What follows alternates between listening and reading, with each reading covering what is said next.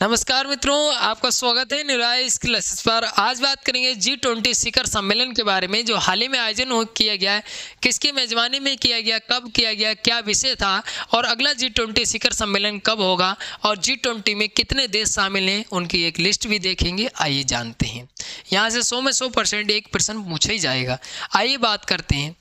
जब G20 की बात आती है तो G20 के से पहले जो मोदी जी हैं, उन्होंने 3 देशों की यात्रा की है, राजकीय यात्रा। तो 3 देशों कौन से? तो नाइजीरिया, ब्राज़ील, गुयाना, 3 देशों की इन्होंने यात्रा की है। अब G20 शिखर सम्मेलन जो हुआ है 2024 में, वो ब्राज़ील में हुआ है। तो यात्रा के दौरान ही ब्राज़ील में जो G20 शिखर सम्मेलन हुआ उसमें भाग भी लिया है मोदी जी ने। अब यहाँ पे बात कर लेते हैं ब्राज़ील कब पहुँचे मोदी जी। तो ब्राज़ील की बात करें तो 18 नवंबर को ब्राज़ील पहुँचे थे शिखर सम्मेलन में शामिल होने के लिए। अब यहाँ पे ब्राज़ील की अगर बात आई है तो ब्राज़ील में जो है मोदी जी 3 बार राजकीय यात्रा कर चुके हैं। पहली बार कब की थी? 2014 में की थी। दूसरी जो की थी 2019 में की थी और 2024 में भी राजकीय यात्रा की है। तो ये भी पॉइंट जो है पूछा जा सकता है कि मोदी जी ने जो है 3 बार राजकीय यात्रा कहाँ की थी। तो ये जो है ब्राज़ील की है, याद रखिएगा। आगे बात करते हैं मोदी जी ने जो है और भी जो शासनाध्यक्ष हैं, राष्ट्राध्यक्ष हैं, उनसे भी मुलाकात की है G20 शिखर सम्मेलन में। तो कौन कौन से हैं तो आइए जानते हैं। तो मुलाकात जो की है वो कितने लोगों से की? तो इटली की प्रधानमंत्री हैं जॉर्जिया मेलोनी, इनसे मुलाकात की है, जॉर्जिया मेलोनी से। पुर्तगाल के प्रधानमंत्री हैं लुइस मोंटेनेग्रो, नॉर्वे के प्रधानमंत्री जोनास गेर स्टोर, यूके के प्रधानमंत्री सर कीर स्टामर, इंडोनेशिया के राष्ट्रपति से भी मुलाकात की है प्रोबोवो सुबिआतो, और फ्रांसीसी जो राष्ट्रपति हैं, ये हाल ही में अभी जो है जो गणतंत्र दिवस 26 जनवरी को हुआ था, उसमें भी अतिथि के रूप में अपने यहाँ भारत आए थे। जो फ्रांसीसी राष्ट्रपति हैं इमैनुअल मैक्रों आए थे यहाँ पे। तो इनसे भी मुलाकात जो है द्विपक्षीय वार्ताएं की हैं, इन इससे शासनाध्यक्ष जो राष्ट्राध्यक्ष हैं इनसे लोगों से। आगे बात करते हैं, इसी में जो G20 शिखर सम्मेलन हुआ है उसी के साथ एक और भी समिट हुई है। कौन सी? तो दूसरा भारत और ऑस्ट्रेलिया शिखर बैठक जो हुई है वो 19 नवंबर 2024 को रियो डी जेनेरियो में हुई है। अब यहाँ पे पूछा जाएगा कि G20 के साथ और कौन सी समिट हुई है। तो और समिट जो हुई है वो भारत और ऑस्ट्रेलिया की शिखर समिट हुई है 19 नवंबर को। तो याद रखिए, लेकिन ये कहाँ हुई? रियो डी जेनेरियो में हुई। ये पॉइंट जो है महत्वपूर्ण बन जाता है।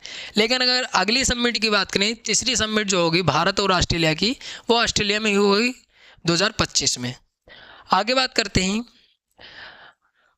अब बात कर लेते हैं G20 शिखर सम्मेलन की। वो तो बात थी G20 शिखर सम्मेलन के चलते जो मोदी जी ने यात्राएं की हैं, उसके बाद जिससे मुलाकात की है उसके बारे में। अब बात करते हैं मेन जो पॉइंट है G20 के बारे में।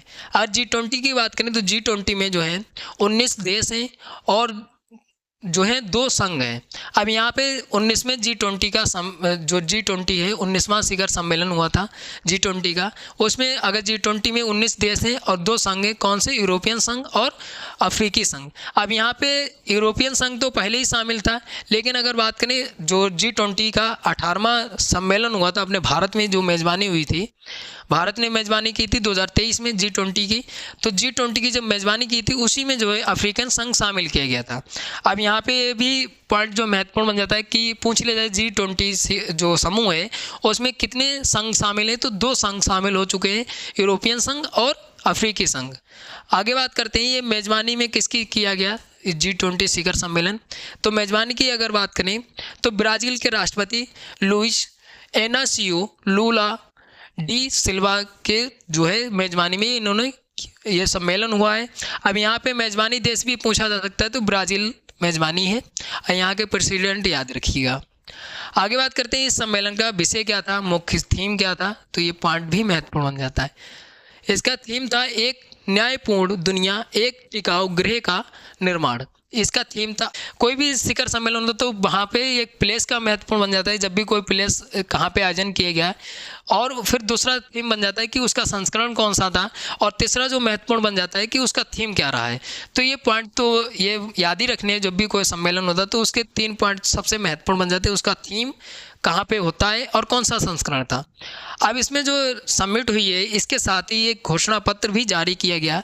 तो उस घोषणा पत्र को किस नाम से जारी किया गया, तो रियो डी जेनेरियो के नाम से इसको घोषणा पत्र को जो है जारी किया गया। इसमें क्या बात की गई, तो जलवायु परिवर्तन के निपटारे के बारे में बात की गई है और ऊर्जा पर्यावरण के बारे में भी बात की गई, मतलब उसमें कैसे परिवर्तन किया जाएगा, ग्लोबल वार्मिंग बढ़ रही है उसको कैसे कम किया जाएगा। और अपने मोदी जी ने जो है 2070 तक कार्बन जो है नेट जीरो की लक्ष्य रखा है। तो याद रखिएगा ये भी जो है इसमें बातें हुई है। देखिए जब भी कोई सबमिट होती है तो उसमें जलवायु परिवर्तन पे 100 में 100% एक बात जरूर होती है। आगे बात करते हैं, इसमें एक शब्द दिया है टोरेका।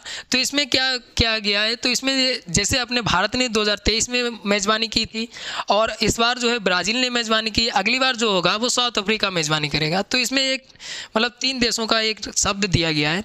अगला जो मेज़बान देश होगा वो कौन होगा, तो साउथ अफ्रीका में ये सम्मेलन जो किया जाएगा 2025 में। अब यहाँ पे ये भी पूछा जा सकता है कि आगामी जो G20 शिखर सम्मेलन होगा 20वां संस्करण वो कहाँ पे होगा, तो ये जो है साउथ अफ्रीका में होगा 2025 में। अब देखिए यहाँ पे एक G20 की एक महत्वपूर्ण बात बता दें, जो G20 के जो देश हैं उसका जब भी कोई सम्मेलन होता है तो अगली बार जो अध्यक्षता प्राप्त करता है तो जितनी भी समिटें होती हैं तो उसका खर्चा हो, जो भी समिट होंगी वो उसका खर्चा जो जिसको मेज़बानी मिली है अगली बार के लिए वही खर्चा करता है, इसका कोई मुख्यालय नहीं है। ये पॉइंट जो है महत्वपूर्ण बन जाता है। आगे बात करते हैं G20 के जो देश हैं जिसमें जितने भी देश शामिल हैं, तो उसका बात करें तो सकल घरेलू उत्पाद मतलब GDP का लगभग 85% है और विश्व का व्यापार 75% से अधिक भी है। और इसका बात करें विश्व की लगभग 2/3 आबादी भी इसमें निवास करती है। तो ये पॉइंट जो है महत्वपूर्ण बन जाता है। यहाँ पे सबसे ज़्यादा पूछा जा सकता है तो GDP का पूछा जा सकता है, 85% है, याद रखिएगा। आगे बात करते हैं G20 के बारे में अगर बात आती है तो G20 में जो मैंने अभी बताए थे 2 संघ शामिल हैं और 19 देश शामिल हैं। तो इसमें बात कर लेते हैं, 2 संघ तो यूरोपियन संघ और अफ्रीकी संघ है और जो 19 देश हैं तो उनके बारे में भी बात कर लेते हैं। तो 19 देशों की लिस्ट है। यहाँ पे कभी कभी ऐसा होता है कि क्वेश्चन कठिन बनाने के लिए यहाँ से 3 देश दे देगा और एक देश कहीं और से दे देगा, तो ये पॉइंट जो है महत्वपूर्ण बन जाता है। या यहाँ से 3 देश देगा और एक देश अभी हाल ही में दे देगा, पूछ लेगा निम्नलिखित में से कौन अभी हाल ही में 2024 में कहाँ पे सम्मेलन आयोजित किया गया। तो ऐसे भी प्रश्न बनाया जा सकता है। तो यहाँ पे जो 19 देश हैं तो यहाँ पे लिस्ट देख लेते हैं। तो इसमें जो है Bharat, Brazil, Argentina, Australia, south Africa, Canada, Italy, Germany, Indonesia, Japan, रूस, तुर्की, यूनाइटेड किंगडम, चीन, सऊदी अरब, फ्रांस, साउथ कोरिया, संयुक्त राज्य अमेरिका। तो यहाँ पे 19 देश हैं, 2 संघ हैं। तो इसमें समूह में इतने देश शामिल हैं। तो ये 19 देश हैं। आगे कुछ महत्वपूर्ण बातें जान लेते हैं। अब यहाँ पे मैंने बात की है कि इसका कोई मुख्यालय नहीं है, सचिवालय भी नहीं है।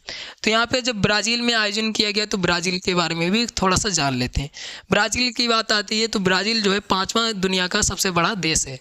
राजधानी की बात करें तो ब्रासिलिया इसकी राजधानी है। मुद्रा जो ब्राजीलियाई रियाल है इसकी मुद्रा। और इसके जो राष्ट्रपति हैं लुइस इनासियो लुला डी सिल्वा इनके जो है प्रेसिडेंट हैं यहाँ के, याद रखिएगा। तो यहाँ पे इसकी जो स्टडी है वो भी पूछी जा सकती है। यहाँ पे सबसे ज़्यादा अगर पूछी जाएगी तो राजधानी भी या मुद्रा पूछ ली जाएगी, क्योंकि यहाँ के जो चर्चा में रहा है प्रेसिडेंट तो चर्चा में रहे ही हैं। तो यहाँ पे जितनी भी महत्वपूर्ण पॉइंट थे यहाँ पे चर्चा किया है। आशा करते हैं आपको वीडियो अच्छी लगी हुई। अच्छी लगी तो लाइक शेयर कमेंट करिए। और कोई डाउट बचता है या कोई अदर प्रश्न है तो आप पूछ सकते हैं कमेंट करके। अगर आपको इसकी PDF चाहिए तो न्यूरा टेलीग्राम चैनल से जुड़िए, लिंक डिस्क्रिप्शन में मिल जाएगी, आप वहाँ से ज्वाइन कर सकते हैं। मिलते हैं अगली वीडियो में, तब तक के लिए धन्यवाद।